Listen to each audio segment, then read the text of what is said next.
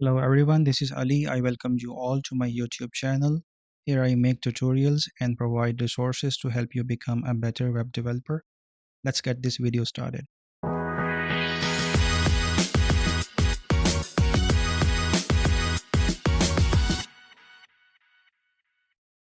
इससे पहले वाली वीडियो में हम सीख चुके हैं कि HTML स्केलेटन क्या है और जब आप यहाँ पर एक अ, जब जब आप एक्सक्लेमेशन मार्क को एंटर करते हैं और टैब हिट करते हैं तो आपको विजुअल स्टूडियो कोड में बाय डिफ़ॉल्ट एमिट को कॉन्फ़िगर किया गया हुआ है माइक्रोसॉफ्ट की तरफ से, जो कि आपको बॉयलरप्लेट प्रोवाइड करता है। इस वीडियो में हम सीखने जा रहे हैं कि HTML में जब आपने हेडिंग्स और पैराग्राफ्स को डिस्प्ले किस तरह करना है।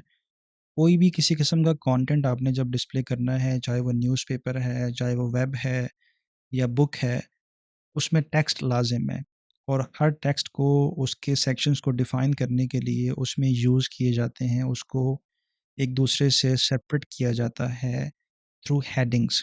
और हेडिंग्स को आगे बाद में मज़ीद जो है वो डिटेल के साथ एक्सप्लेन किया जाता है कि वो बेसिकली जो हेडिंग हमने लिखी है उस हेडिंग से मुराद क्या है और आगे ये हेडिंग किस बारे में लिखी हुई है। ये किसी भी कंटेंट के मुतल्लिक एक शॉर्ट फॉर्म में उसकी हेडिंग प्रोवाइड की जाती है और आगे डिटेल्ड उसके बारे में टेक्स्ट लिखा जाता है, उर्दू में, हिंदी में, इंग्लिश में, हर लैंग्वेज में ये एक नॉर्मल प्रैक्टिस है। तो उसी तरह से HTML में जब आपने वेबसाइट्स बनानी है या आप कोई भी वेबसाइट्स बनाते हैं, आप facebook.com विज़िट करते हैं, आप google.com विज़िट करते हैं, आप किसी भी वेबसाइट को विज़िट करते हैं, तो उसमें हेडिंग्स यूज़ हो रही होती हैं और उसमें पैराग्राफ्स यूज़ हो रहे होते हैं एज़ अ टेक्स्ट। वही चीज़ है जो हम आज की इस वीडियो में सीखने जा रहे हैं।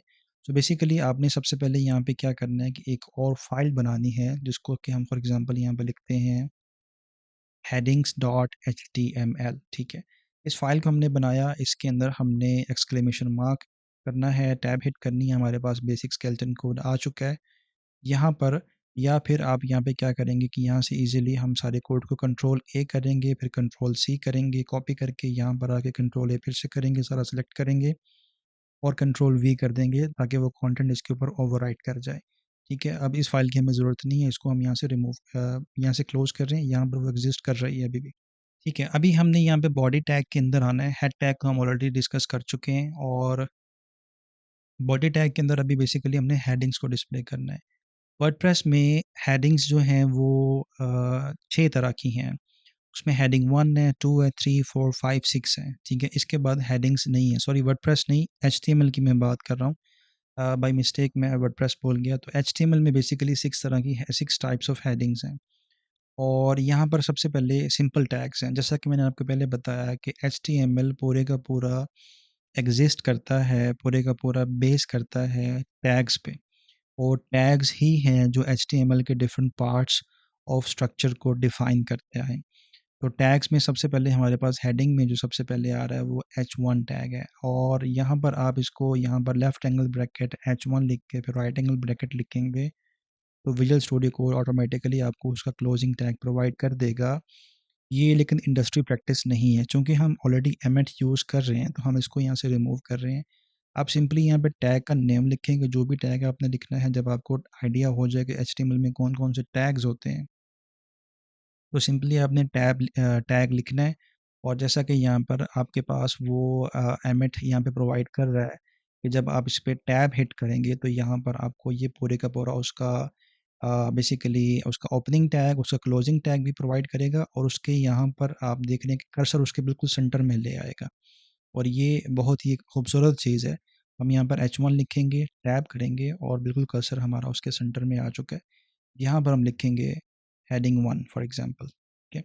या फिर जो इंडस्ट्री स्टैंडर्ड है, हम यूजुअली कोई भी चीज़ सिखाई जाती है तो हम लिखते हैं हेलो वर्ल्ड, ठीक है? और हमने ये लिखा, इसको हमने सेव किया और सेव करने के बाद हमने इस फ़ाइल को ओपन करना है। हम हमारे ब्राउज़र को उसको ओपन करेंगे और इसको हमारे फ़ाइल एक्सप्लोरर को, और इसमें हमारे पास headings.html की फ़ाइल है। इसको मैं डबल क्लिक करूँगा और हमारे पास यहाँ पर ये हेलो वर्ल्ड लिखा हुआ आ गया। और इसी बात पे मैं आपको खुशामदीद करता हूँ, कांग्रेचुलेट करता हूँ कि बेसिकली आपने पहले अगर कभी कोड नहीं लिखा तो ये एक काफ़ी आपके लिए एज़ाज़ की बात होनी चाहिए। हमारे लिए थी जब हमने स्टार्टिंग में HTML को सीखना स्टार्ट किया था। कि हम कोड कर रहे हैं और कोड के बदले में हम हमारे ब्राउज़र के अंदर कुछ प्रिंट कर रहे हैं। ये बहुत एक अच्छी बात है, बहुत एक बड़ी बात है हमारे लिए। अगर आपने प्रोग्रामिंग जो एचटीएमएल को फर्स्ट टाइम सीख रहे हैं, तो आपके लिए भी ये एक अच्छी बात होनी चाहिए। You should be proud of yourself. आगे H1 के बाद हम यहाँ पर एक और लिखेंगे H2, और हम यहाँ पर सेम लिखेंगे हेलो वर्ल्ड। उसके बाद यहाँ पर हम लिखेंगे H3 और उसमें लिखेंगे हेलो वर्ल्ड। ठीक है, सेव करेंगे, इधर आएंगे, रिफ़्रेश करेंगे, और आप देख सकते हैं कि आपके पास हेलो वर्ल्ड यहाँ पे एक ज़्यादा बड़ा टेक्स्ट है, फिर हेलो वर्ल्ड उससे छोटा टेक्स्ट है, फिर से हेलो वर्ल्ड उससे भी छोटा टेक्स्ट है। तो बेसिकली ये छोटा होता जा रहा है। H1 सबसे बड़ी हेडिंग है, H2 सबसे बड़ी से छोटी हेडिंग है, और H3 जो है वो नंबर 3 पे हेडिंग है, जैसा कि नाम डिफाइन कर रहा है। लेकिन यहाँ पर आपको जो बहुत सारे लोग इंडस्ट्री में ये कहते हुए नज़र आएंगे कि H1 सबसे बड़ी हेडिंग है। अ, एक पॉइंट ऑफ व्यू से देखा जाए तो बेसिकली ये बात बिल्कुल ठीक है, अगर सिर्फ HTML के पॉइंट ऑफ व्यू से देखा जाए।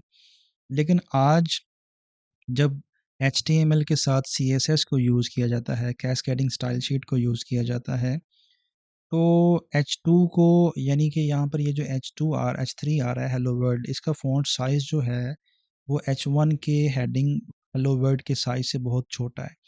तो CSS को यूज़ करके इसको इससे भी 3, 5, 7, 8, 10, 12 गुना बड़ा किया जा सकता है। जितना आप बड़ा करना चाहते हैं उतना बड़ा किया जा सकता है CSS की मदद से, और ऐसा किया जाता है, इंडस्ट्री में नॉर्मल प्रैक्टिस है।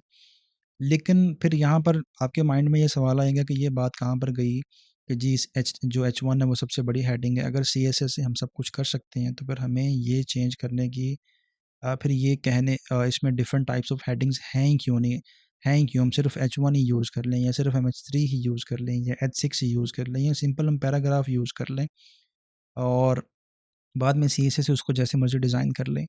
तो इसमें मुझे बेसिकली आपको यहाँ पर ये चीज़ बतानी चाहिए कि जो HTML है ये एक मार्कअप लैंग्वेज है, और मार्कअप लैंग्वेज बेसिकली इ जो आपकी वेबसाइट होती है, जो भी आप बिल्ड कर रहे हैं, उस वेबसाइट के स्ट्रक्चर को डिफ़ाइन करती है। जो स्ट्रक्चर है उसमें एक हेडर यूज़ हो रहा है, उसमें एक नेविगेशन बार है, ठीक है? फॉर एग्ज़ाम्पल मैं यहाँ पर ओपन करता हूँ facebook.com। अब यहाँ पर बेसिकली हमारे पास हमारे पास यहाँ पे एक फ़ेसबुक का लोगो आ रहा है, यहाँ पे टेक्स्ट आ रहा है, यहाँ पे एक फॉर्म हमारे पास डिस्प्ले है जिसमें 2 इनपुट फ़ील्ड्स आ रही हैं, और यहाँ पर नीचे डिफरेंट हमारे पास लैंग्वेजेस आ रही हैं कि आप उर्दू में, हिंदी में, अरबी में, फ़ारसी में, किसी और लैंग्वेज में आप इसको डिस्प्ले करना चाह रहे हैं, और नीचे हमारे पास कुछ और यूज़फुल लिंक्स आ रहे हैं जो कि यूट्यूब कह रहा है, सॉरी जो फेसबुक कह रहा है। और जब आप इसमें लॉगिन करेंगे तो आपके पास स्क्रीन बिल्कुल चेंज हो जाती है। आपके पास जो है वो यहाँ पर एक जो हेडर मेन्यू है, जो नेविगेशन मेन्यू है, वो डिस्प्ले हो रहा होता है, ठीक है। उसके बाद यहाँ पर आपके पास एक साइड बार आ रहा होता है, साइड बार में आपके पास ये चीज़ें मौजूद होती हैं। फॉर एग्ज़ाम्पल आपकी जो प्रोफ़ाइल आ रही होती है, आपकी टाइमलाइन आ रही होती है, आपके यूज़र्स आ रहे होते हैं, ग्रुप्स आ रहे होते हैं, पेजेस अगर आपने कोई बनाए हुए हैं तो वो आ रहे होते हैं। उसके बाद आपके पास यहाँ पर राइट साइड पर भी किसी किस्म का एक साइड बार आ रहा होता है जिसमें आपकी जो यूज़र्स चैट के लिए अवेलेबल हैं वो सारे अवेलेबल होते हैं, और बाकी जो पेजेस आपने लाइक्स किए हुए हैं उनकी कुछ अपडेट्स आ रही होती हैं, और बिल्कुल सेंटर में स्टार्ट में यहाँ पर आपके पास जो आपकी टाइमलाइन है वो आ रही होती है कि जिन जिन पेजेस को आपने लाइक किया हुआ है, किसी को आपने फॉलो किया हुआ है, उन्होंने कोई वीडियो पोस्ट की है, कोई इमेज पोस्ट की है, या कुछ ऐसी भी चीज़ें जो उन्होंने पोस्ट की हुई हैं वो यहाँ पर आपके पास टाइमलाइन में आ रही होती हैं, वीडियो इमेजेस। नीचे उनके पास बटन होते हैं कि आप उनको लाइक करें, उन पे कमेंट करें, शेयर करें, एटसेट्रा एटसेट्रा। तो ये जितना भी लेआउट हमने अभी बेसिकली मैंने आपको थ्रू ये स्क्रीनशॉट्स मैंने आपको समझाया है, ये बेसिकली सारे का सारा लेआउट बेसिकली एक स्ट्रक्चर जो होता है, ये HTML लैंग्वेज में या किसी भी मार्कअप लैंग्वेज में डिफ़ाइन किया जाता है, जो कि गूगल जैसे क्रॉलर को सर्च इंजन ऑप्टिमाइज़ेशन के लिए, बेटर परफॉर्मेंस के लिए, मार्केटिंग के लिए, एडवर्टाइज़मेंट के लिए, और उसके अलावा जितने भी स्क्रीन रीडर्स हैं उनके जो किसी किस्म के बॉट्स होते हैं उनको ये एनालाइज़ करने में हेल्प आउट करता है कि इस वेबसाइट का ये जो स्पेसिफिक सेक्शन है ये किस चीज़ को डिफ़ाइन करता है। आया कि ये टाइमलाइन है, आया कि ये हेडिंग 1 हम डिस्प्ले यहाँ पे कर रहे हैं। हेडिंग 1 का मतलब ये है कि यहाँ पे इसमें सबसे इम्पोर्टेंट चीज़ लिखी हुई है इस पेज के बारे में। और जो गूगल की तरफ से सर्च इंजन ऑप्टिमाइज़ेशन के लिए जो सबसे बेहतरीन जो बेटर प्रैक्टिस है, वो ये है कि एक पेज में सिर्फ़ एक H1 टैग यूज़ किया जाए। आप H2 को 2 से ज़्यादा, 5 से ज़्यादा, 10-20 जितने ज़्यादा चाहें आप यूज़ कर सकते हैं। आप H3 टैग्स को ज़्यादा से ज़्यादा यूज़ कर सकते हैं। लेकिन इंडस्ट्री प्रैक्टिस ये है, जो अच्छा डेवलपर है वो एक पेज में सिर्फ़ एक दफ़ा H1 टैग यूज़ करता है। आप ज़्यादा यूज़ कर सकते हैं लेकिन आपको करना चाहिए नहीं। उसकी वजह सिर्फ़ और सिर्फ़ यही है, क्योंकि जब क्रॉलेबिलिटी के लिए वेबसाइट को एनालाइज़ किया जाता है, जब उसको सर्च इंजन ऑप्टिमाइज़ेशन की प्रोसेस में डाला जाता है और जब उसको स्क्रीन रीडर्स रीड करते हैं, तो बाकायदा से वो जो H1 होती है, वो स्टैंड आउट करती है, वो खुल के आती है और वो बताती है कि जो इसमें मेन लीडिंग जो हेडिंग है, वो मैं हूँ, वो H1 टैग होता है, उसी से वो पूरा पेज डिफ़ाइन होता है। ये पेज किस बारे में है, वो होम है, वो अबाउट अस है, वो कॉन्टैक्ट अस है, एटसेट्रा, एटसेट्रा। तो ये बेसिकली हमने सीखा H1 से लेके H3 तक। अब इसके बाद हम यहाँ पर H4 भी कर सकते हैं। सेम हेलो वर्ल्ड, हमारे पास H5 भी है, हेलो वर्ल्ड, और हमारे पास यहाँ पर H6 जो है, हेलो वर्ल्ड। यहाँ पर ये बेसिकली 6 तरह की हेडिंग्स हैं, जो हम यहाँ पर आएँगे, रिफ्रेश करेंगे और अगर किसी का साइज़ छोटा हो रहा है, तो बेसिकली इस मिसकंसेप्शन में आपने नहीं पढ़ना कि जो H1 है वो सबसे बड़ी हेडिंग होती है। जैसा कि मैंने पहले कहा, एक पॉइंट ऑफ व्यू से होती है, लेकिन इसका जो मेन रोल है वो सर्च इंजन ऑप्टिमाइज़ेशन के लिए और कुछ अदर फैक्टर्स के लिए, जो मैं पहले डिस्कस कर चुका हूँ, आपको बता चुका हूँ, उनके लिए यूज़ किया जाता है। इनकी importance as a text wise, as page के ऊपर स्टैंड आउट करने के लिए इनकी इम्पोर्टेंस जो है वो दर्जा बदर्जा कम होती जाती है, एक नॉर्मल टेक्स्ट की तरह बनती जाती है बतदरीजन H1 टैग के। H1 टैग सबसे ज़्यादा इम्पोर्टेंट होता है क्रॉलेबिलिटी के लिए, सर्च इंजन ऑप्टिमाइज़ेशन के लिए, एटसेट्रा, एटसेट्रा। ठीक है। हेडिंग्स के बाद बेसिकली हमारे पास पैराग्राफ्स हैं।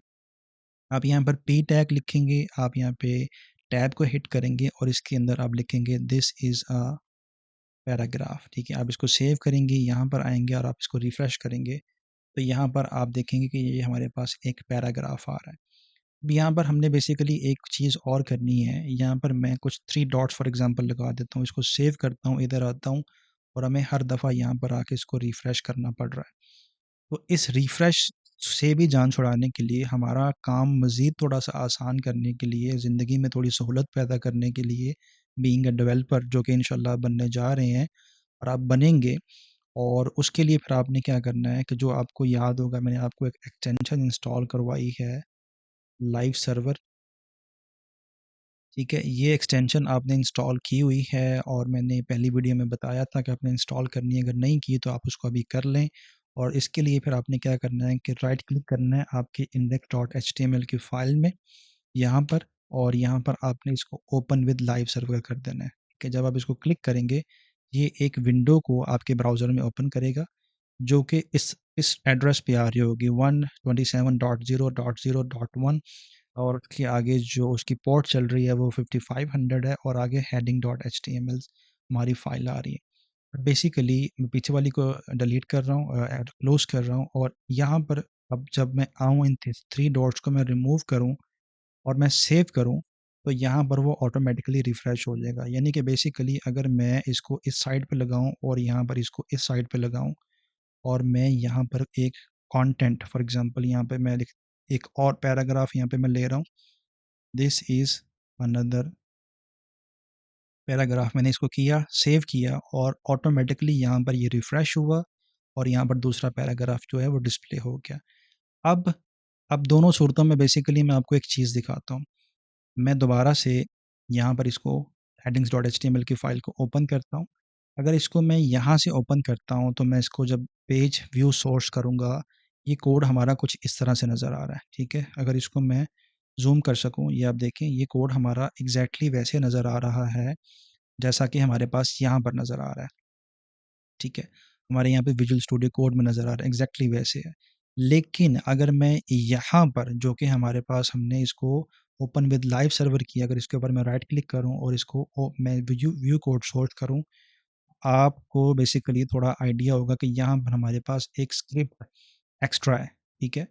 जो कि यहाँ तक आ रही है। ये स्क्रिप्ट इसमें एक्स्ट्रा ऐड की गई है, जो कि यहाँ पे आप देख सकते हैं कि code injected by live server, जो यहाँ पर एक्सटेंशन हम इंस्टॉल कर रहे हैं, जिसके ज़रिए हमने ओपन विद लाइव सर्वर किया है, उसने जावास्क्रिप्ट की यहाँ पर एक स्क्रिप्ट इंजेक्ट की है, जो कि ब्राउज़र को, क्लाइंट को ये बता रहा है कि जब इस फ़ाइल में किसी किस्म के चेंजेस को सेव किया जाए, तो ऑटोमेटिकली जब मेमोरी में वो चेंजेस रीलोड हो जाएँ, तो ऑटोमेटिकली वो अपडेट होने के बाद यहाँ ब्राउज़र में भी उन चेंजेस को, न्यू चेंजेस को डिस्प्ले करने के लिए, रेंडर करने के लिए रीलोड कर दे। तो ये ऑटोमेटिक मेथड हो जाता है।